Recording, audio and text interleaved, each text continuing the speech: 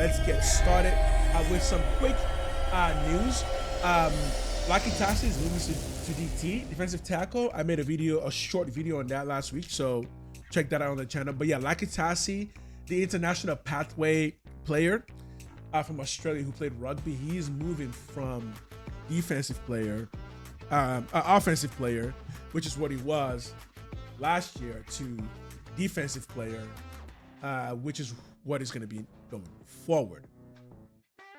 Secondly, mini training camp just ended. According to reports, everyone's looking good. Keyron, in fact, apparently worked so hard one day, exhausted himself so hard one day that the coaches kind of just let him rest the second day. So hopefully that's some good thing there, nothing to worry about. Jamar McCoy, you saw him running, taking punts. So again, he seems to be good. So maybe he will start during the season. We'll see how that goes. And with that, let us begin speaking about Keyron Crawford. So, and I'm gonna start right away by just showing you the good about Keyron Crawford. This was his stats last year: 5 sacks, 9.5 tackle for loss, 36 total tackles. Okay, he is 6'4", 255 pounds. So he has a size, he has a height, and he has a length. And that right there, just right off the bat, that's one of the very good things about Keyron Crawford. The way he got around the defender. This was quick, really good use of hands. Boom, he's in. Okay. That's one of them. We'll keep going from another angle. And he does do that quite a bit. That was actually kind of a neutral play, but he does seem to have pretty good use of his hands. Let's just go with Myles Garrett. Why not? He's the best in the league, so why not?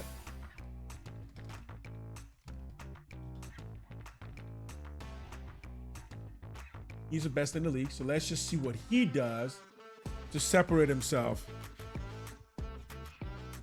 All right, so this is a couple plays of Myles Garrett. I trust you can find him. He will most likely be making the sack. So,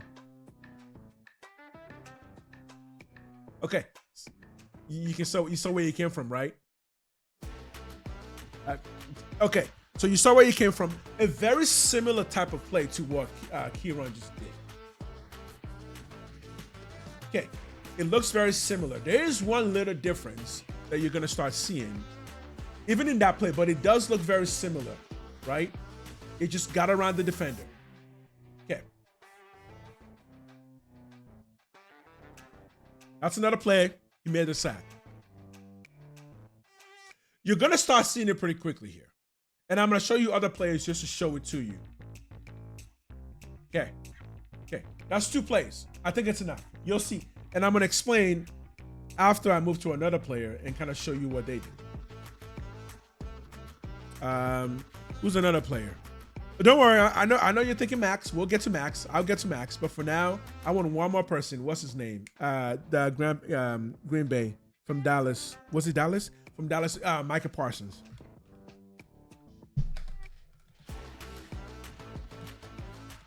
Micah Parsons. Yeah, Micah Parsons. Let's just watch a couple of his plays. Just a couple of his plays. You see him? Yeah, you see him coming. Number 1. Okay, that's 1.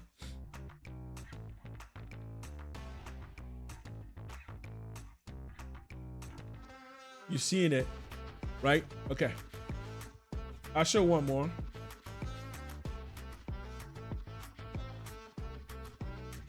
I didn't even see him coming in that time.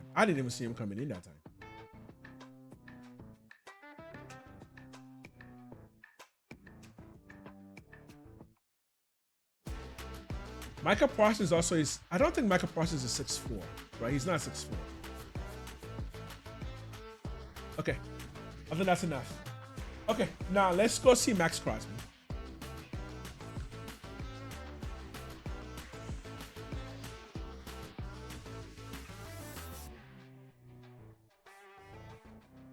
And let's see what our boy can do. Well, Tyree Wilson is not on the team anymore, but Tyree Wilson made the play that time. Nice. Oh, good swing. Okay. Show a couple more. I think Max Crosby's 6'3". I think Max Crosby is about 6'3", about 245. I think is what Max is. Okay. Okay. Let's show one more. And Max is going to be a little closer to what Keyron can become. Okay. I'm going to show one more. I'm hoping that happens last season. Well, let's just tear the Ravens apart. Why not? They deserve it. Ooh, okay. Okay. I'm going to try and look for just one more here. Awesome. Okay. Okay, so that's going to be enough. Now let's go back to Keyron. And you'll see right away the strength, but I also think you're going to see the weakness. Boom. This is the Micah Parsons type of play. You saw that. That was a Micah Parsons type of play, right? With a good bend, low to the ground. Boom. Right there, nothing that O-line can do. Skip that play. And here, this next place where you're going to start seeing the biggest weakness. Right here, you're going to see the biggest weakness. Okay. He did get to the quarterback. However, late. There's a reason why he got there late. Right? That's a tight end. 81. Is that a tight end? That's at least a tight end. A big slot wide receiver that's blocking him. So, okay.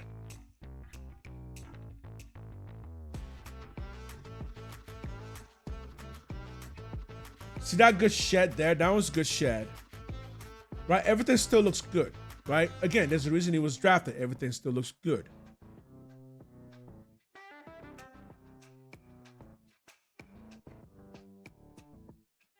Good shedding, good shedding. The more you watch Keyron, what you're gonna start noticing is he doesn't have a lot of power moves. Power moves meaning he doesn't force the defender backwards enough. Okay, so Keyron didn't play football. Didn't start playing football till high school football. Till senior year in high school. He started playing football senior year in high school. Before that, he was a basketball player. Hence, the good use of hands, even good use of legs. However, there's not a lot of pushing back of the O-line. Now, people are going to tell you, some people are going to tell you that what you're looking for in a defender, in the edge, is good use of hands because they want to get around offensive line. But I just showed you in all of the other clips. Fine, go ahead, rewind it and watch it. For a defensive end, the first thing you have to do is to put your shoulder pads into the O-line, or put your hands into the O-line and just push them backwards. Create some leverage, create some space, or just attack them, usually with your dominant shoulder, and put it right on their chest and just kind of drive them backwards. If you do that, you're going to disrupt the run first and foremost. So if anybody tells you when it comes to edge, stopping the run doesn't matter, it's a complete lie. Okay, just simple example. If all you can do is just rush the passer, guess what? I don't have to worry about you to the third, till it's third and long. Period. That's it. If that's all you can do, I don't need to worry about you to the third and long. When it's third and long, then I'm gonna have a specific plan for you. We're talking about Yannick Ngakoue. Yeah, he was good rushing the passer, so he was usually only in there for third and long, on third down. However, that didn't get very far, and even with that, Yannick Ngakoue was a freak show of an athlete, and then his body no longer had the speed. But Yannick was never known for being good against the run. Okay, the problem with Keyron is if you don't incorporate power plays into your rushing abilities, you're not gonna. The highest you're gonna get to is Yannick Ngakoue level, and given that he's 6'4", 245 pounds, young, and has good use of hands. If he can learn to incorporate power, like Myles Garrett, yeah, we might have something. Now, I don't think he's gonna be as big as Myles Garrett. Man, I believe Myles Garrett is around 250 or 250. Myles Garrett is a very big human being. Yeah. So Myles Garrett is a particularly big human being who also has a lot of speed. Micah Parsons is shorter, smaller, but Micah Parsons has a lot of power, a lot of lower body power. Micah Parsons is exceptionally strong. So he's also able to use that. Max Crosby is what you call somebody that has a lot of motor. In other words, Max Crosby just never gives up. And that's not really what it is. Maybe that is what it is. In his mind, he'll just never, ever, ever give up. So he will always get to the quarterback because until the whistle blows, Max Crosby doesn't know anything but go get that. You get the point. So we're going to keep looking here. I'm going to show a couple more videos. Then we're going to move to written statements about him. So he's good at shedding. He's not bad at shedding, right? The good use of hands. But he's not good at leveraging, pushing the offensive line forward.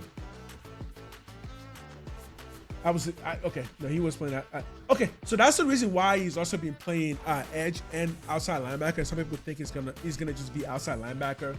I actually think he should be an edge.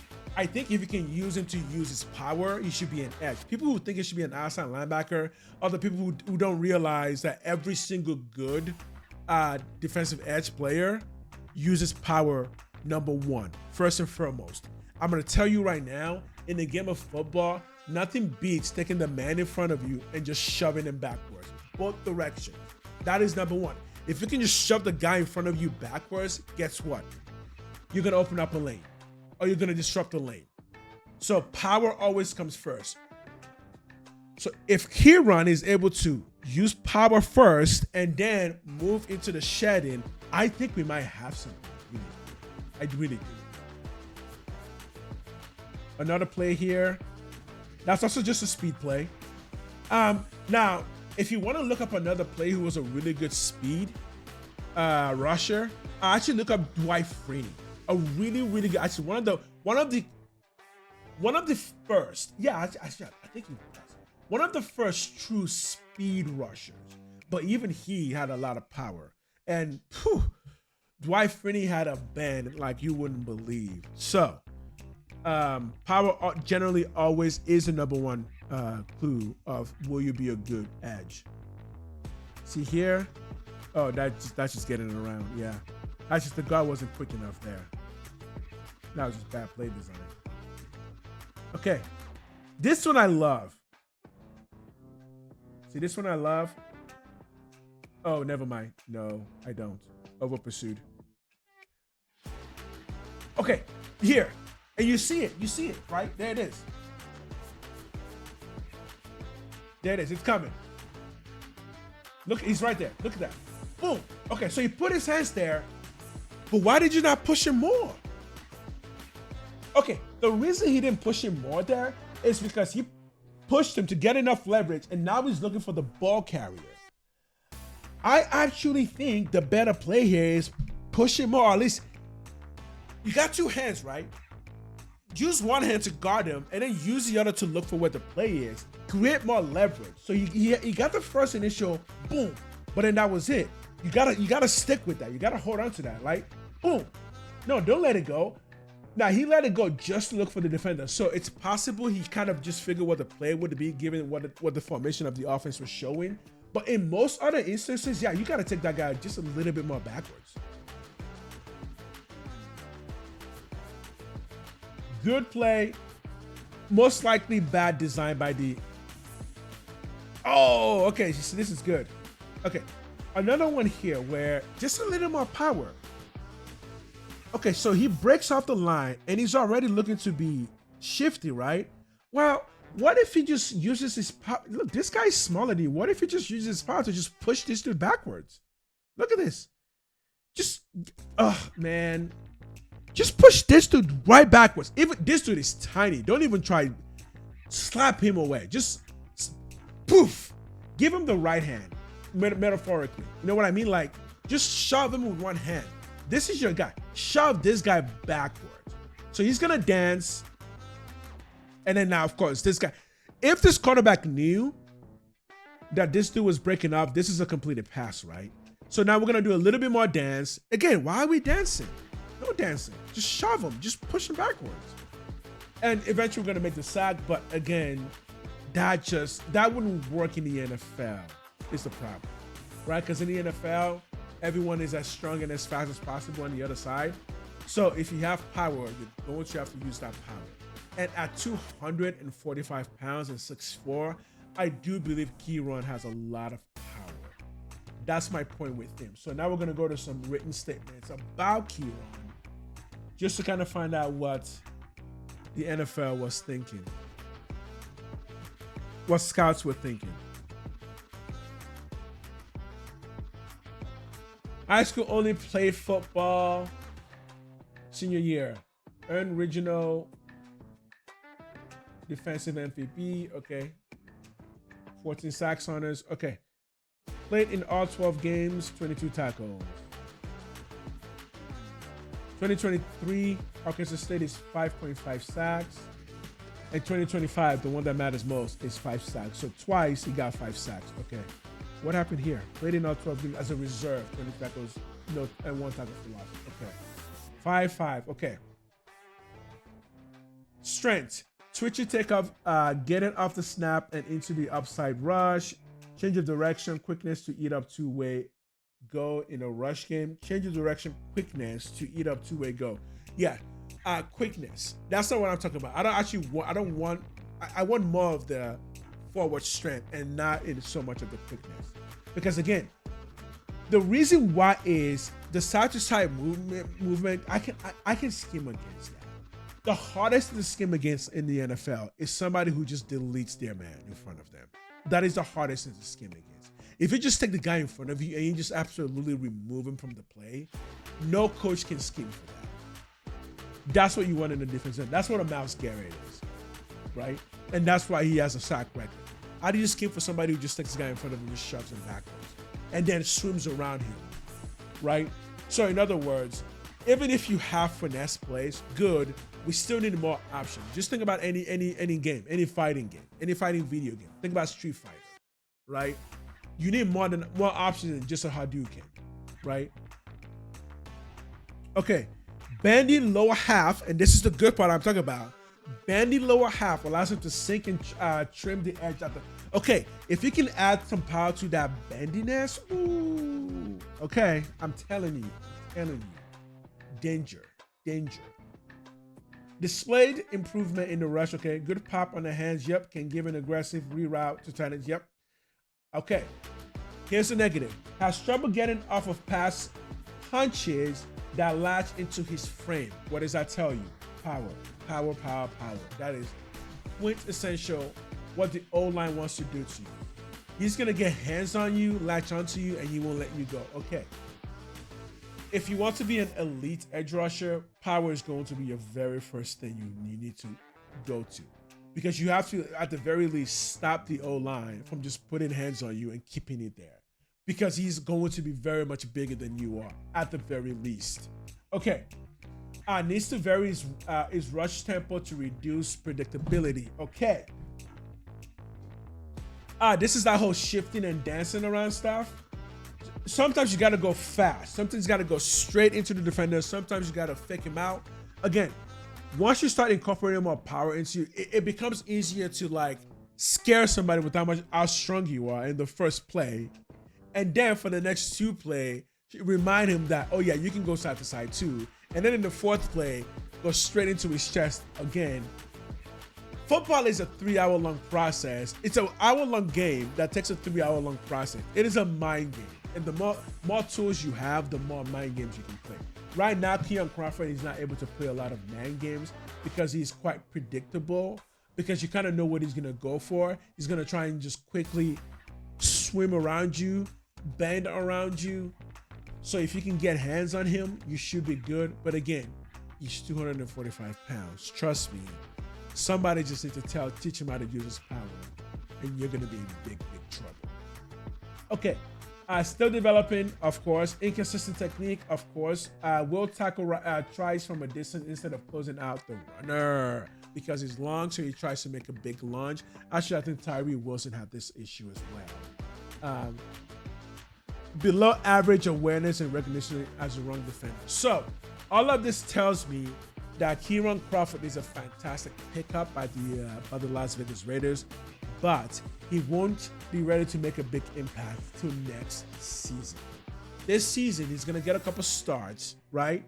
But he won't get any starts unless Malcolm Coons gets injured. He won't get any starts.